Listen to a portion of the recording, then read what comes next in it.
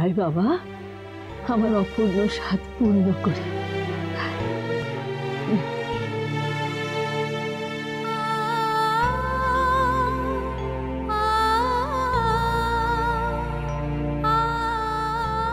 বাবা, তুই কাঁদছিস কেন বাবা?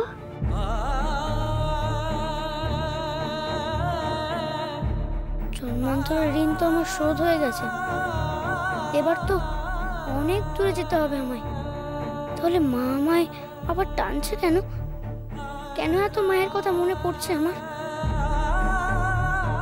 সীতা, পারবো না গো, আর আমি কিন্তু পারবো না, পারবো না। অপুল্লরা, হঠাৎ কি হলো? ওই ছেলেটা হঠাৎ ছুটে বেরিয়ে চলে গেল কেন?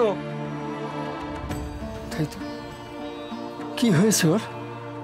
আপনারা প্রসাদ বিতরণ করুন, আমি সামলাচ্ছি ওকে। হায় বেনি।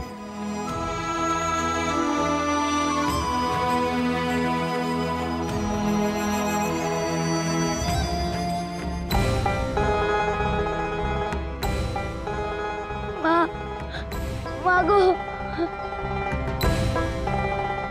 কি আছে তোর লোকনাথ? পায়েস পোশাক সব ফেলে এখানে ছুটে এলি কেন? আমার বল লোকনাথ, এই গ্রাম ছেড়ে চলে যেতে হবে বলে মন খারাপ করছে বুঝি? কি হয়েছে তবে বল? এই চোখের জল কিসের জন্য? তুই তো তোর ঋণ শোধ করতে পাগলের মতো ছুটে এসেছিলি ঈশ্বরের দেখানো পথে। সেই ঋণ তো তোর শোধ হয়ে গেছে। এবার তুই সাধনার পথে নিশ্চিন্তে এগোতে পারবি। শিব শম্ভুকে পাওয়ার পথ তোর সামনে খুলে গেছে লোকনাথ। তাহলে কাঁদছিস কেন? সামনে পথ থাকা সত্ত্বেও পেছনে ফেলে আসা পথ আমায় টানছে কেন গুরুদেব? সেটা আমি অগ্রাহ্য করবো কি করে? তুই কি কালীঘাটের কথা বলছিস?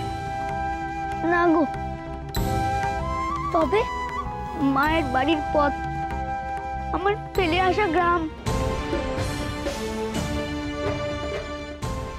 তুই কি বলছিস লোকনাথ? তুই তো স্বইচ্ছায় উপনয়নের পর ঘরের বাইরে 4 পা ফেলেছিস, এখন আবার সেই ঘর তোকে টানছে? আমিও তো তাই ভেবেছিলাম গুরুদেব। আমি সব কিছুটা ছাড়তে পেরেছি, কিন্তু ফুল পিসি যখন আমায় পায়েস খাওয়াচ্ছিল তখন মায়ের মুখটাই তো বারবার আমার চোখের সামনে ভেসে উঠছিল গো। মাকে দেখার জন্য মনটা কেমন আনজান করে উঠলো। মাকে দেখতে খুব ইচ্ছা করছে গো, খুব ইচ্ছা করছে।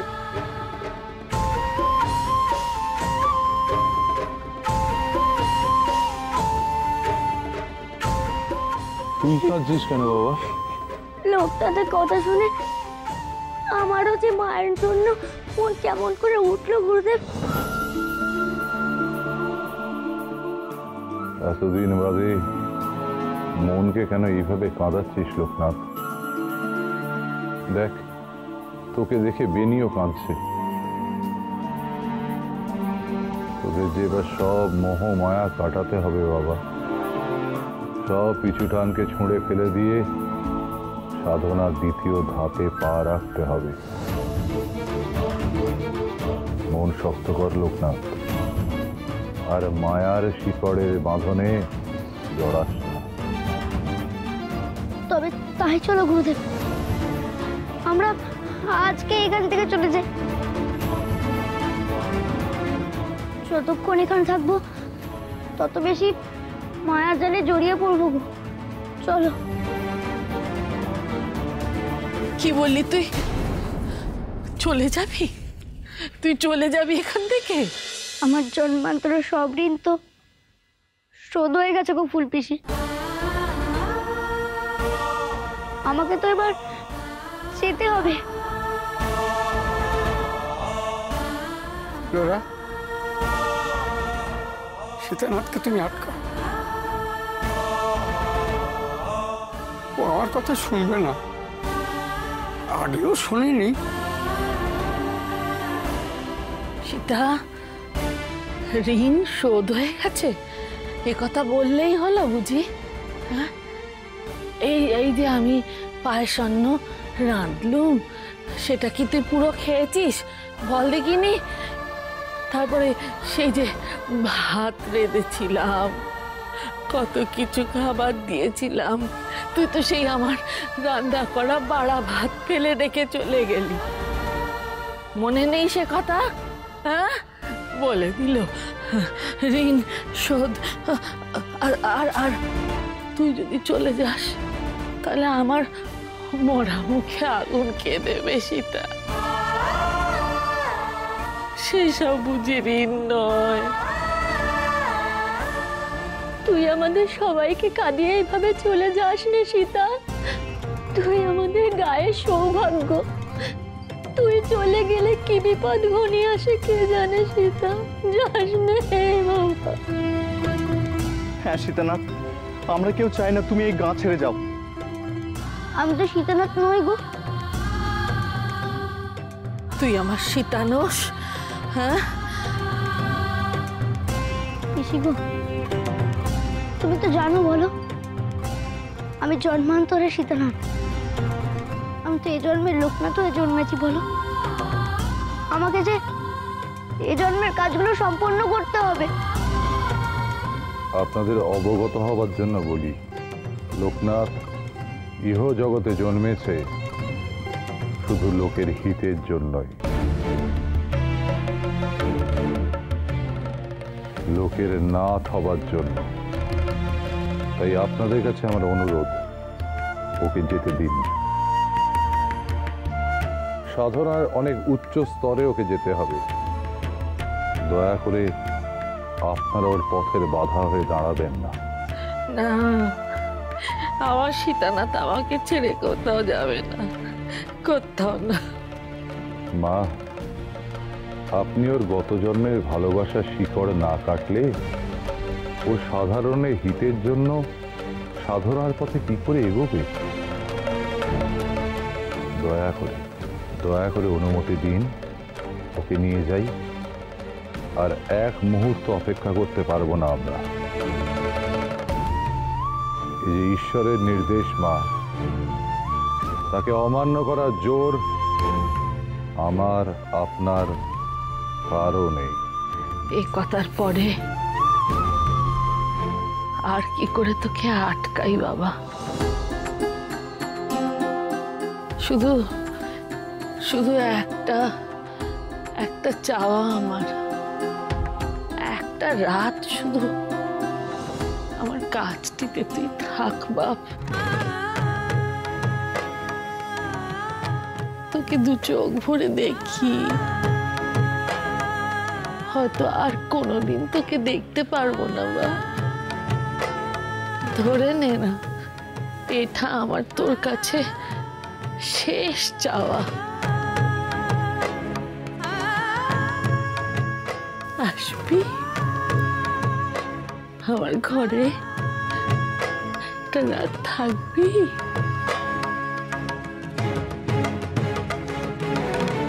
আমার গোপালের কাছে আমি হাত পাচ্ছি বাবা, আমার কথা রাখবি না?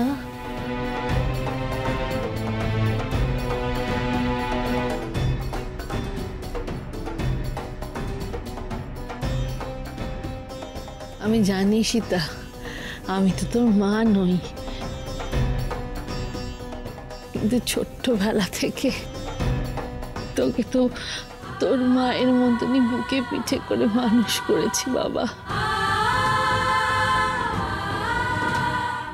তোর মা যদি তোকে এমন করে ডাকতো, তুই কি তাকে ফিরিয়ে দিতে পারতি? একটা রাতের জন্যে আমার কাছে আয় না বাবা,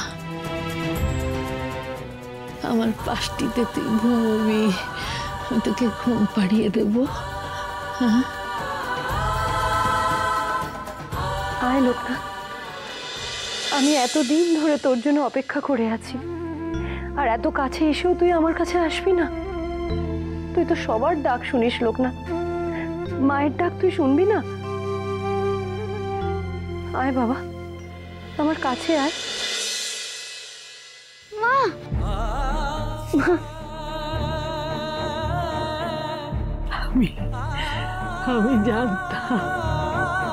আমি জানতাম সীতা না, তুই আমাকে পেরাবি না। কিন্তু পিসি, গুরুদেব তোমায় নিতে এসেছে। আমি যে গুরুদেবের আদেশ কখনো অমান্য করিনি গো। লোকনাথ, আমি তোকে এখানে একটা রাত কাটাবার অনুমতি দিলাম।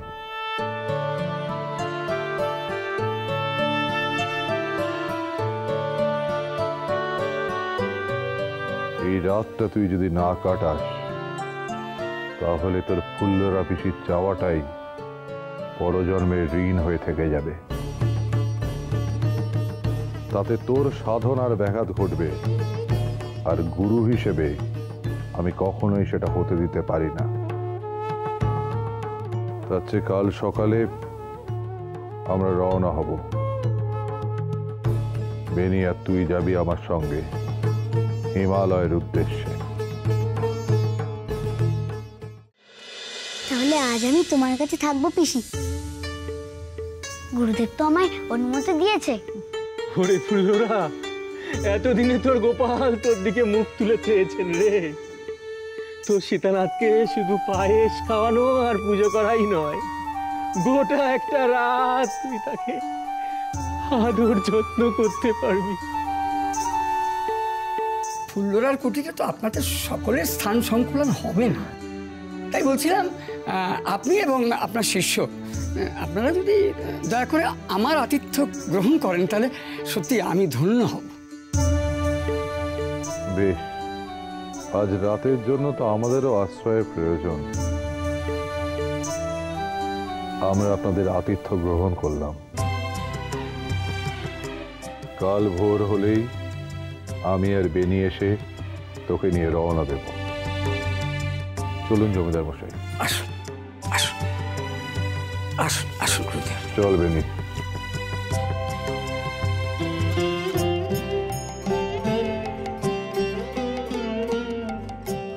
ওরে ও ফুল্লরা, আরে কতক্ষণ আর ছেলেটাকে রাস্তায় দাঁড় করিয়ে রাখবি? এই ঘরে তুলবি না? তুলবো বই কি নবীন্দ্র না, তুলবো বই কি। এই তো আমি নিজে হাতে পঞ্চব্যঞ্জন রান্না করব, তারপরে তো আমার গোপাল খাবে। চলো গো, আজ তুমি আমাকে যা খাওয়াবে আমি তৃপ্তি ভরে খাবো। চলো। চল চল চল চল আমার সঙ্গে আয়। জয় সীতানাথের জয়, জয় সীতানাথের জয়। আয় আয় আয় আয়।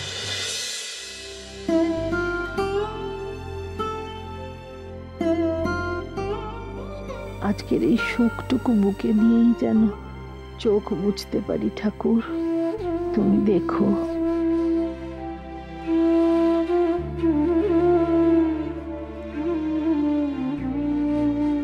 সন্ন্যাসী ঠাকুর, এখানে আপনাদের কোনো অসুবিধে হচ্ছে না তো?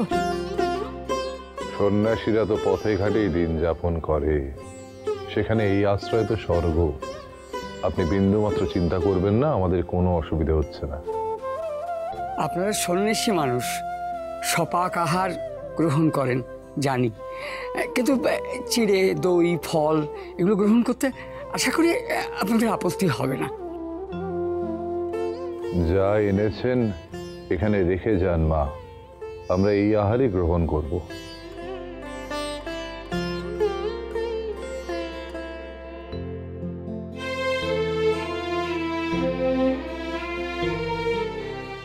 আর যদি কিছু দরকার হয় বলবেন সন্ন্যাসী ঠাকুর। আমরা এখন আসি। আমিও আসি ঠাকুর, আপনি বিশ্রাম নিন কেমন?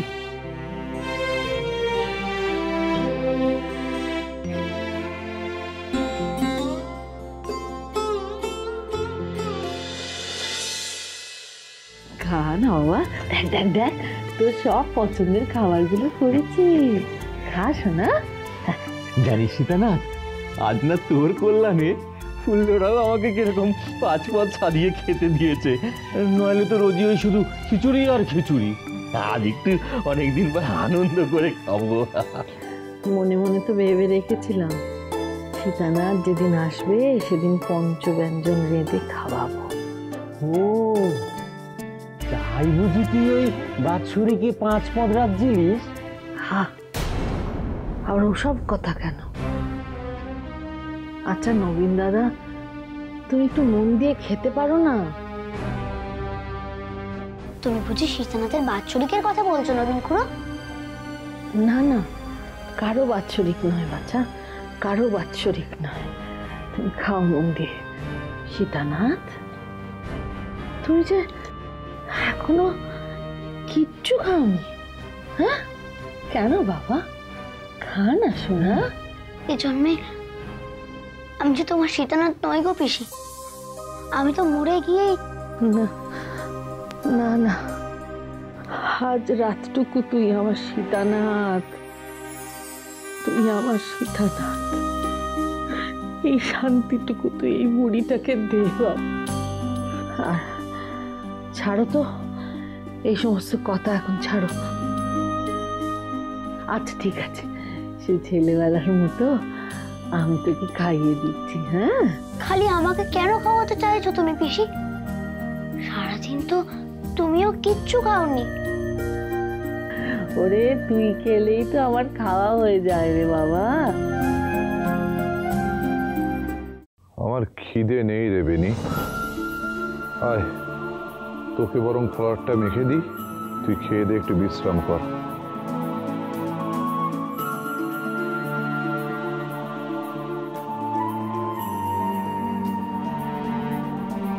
কি চিন্তা করছো গো? লোকনাথের জন্য বড় চিন্তা হচ্ছে রে বেনি, বড় চিন্তা হচ্ছে। ভেবেছিলাম সে তার গত জন্মের ঋণ শোধ করেছে, এবার মুক্ত মনে সাধনার পথে যাত্রা করবে। কিন্তু আজ তো দেখলাম ওর মন এখনো বড় উচাটন হয়ে আছে।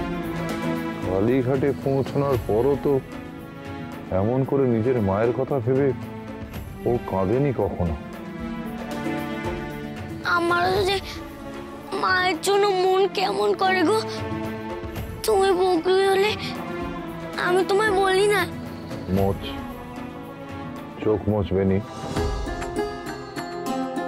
খাওয়ার সময় চোখের জল ফেললে মা অন্নপূর্ণা রুষ্ট হন। নে এবার খেয়ে নে দেখি। মাকে দেখতে খুব ইচ্ছে করছে গুরুদেব। আমরা আমাদের গায়ে কোনোদিনও ফিরবো না। ঈশ্বরের ইচ্ছেতে জগৎ চলে। আমি, তুই, লোকনাথ, আমরা তো নিমিত্ত মাত্র। তিনি কি চান তিনিই জানেন। শিব শম্ভুকে পাওয়ার পথে যদি আর কোনো শিকড়ের টান লোকনাথকে ছিঁড়তে হয়, তবে তা অসম্পূর্ণ রেখে তো যাওয়াও যাবে না। কিন্তু লোকনাথ তো বলেছে কালই বেরিয়ে যাবে হিমালয়ের পথে। ওরে, কাল কি হবে কেউ কি বলতে পারে? আজকের রাতটা কাটুক তো আগে। আমাদের জন্য তুমি কোথায় অন্ন মেপে রেখেছো জানি না ঈশ্বর। আশীর্বাদ করো, গুরু হয়ে যেন ওদের ঠিক পথে এগিয়ে নিয়ে যেতে পারি। আমি খাইয়ে দিচ্ছি, আমি গড়াস করছি, তুই খা।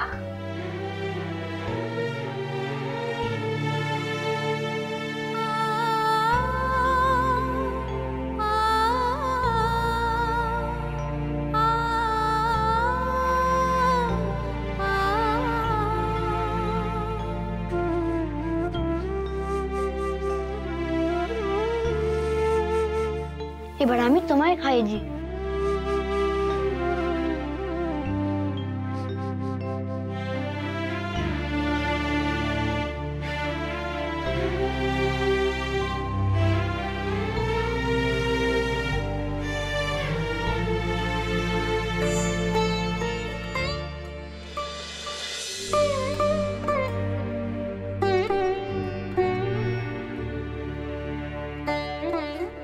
হ্যাঁ রে লোকনাথ, আমি যে না খেয়ে আছি সেটা তুই ঠিক বুঝতে পারিস, তাই না?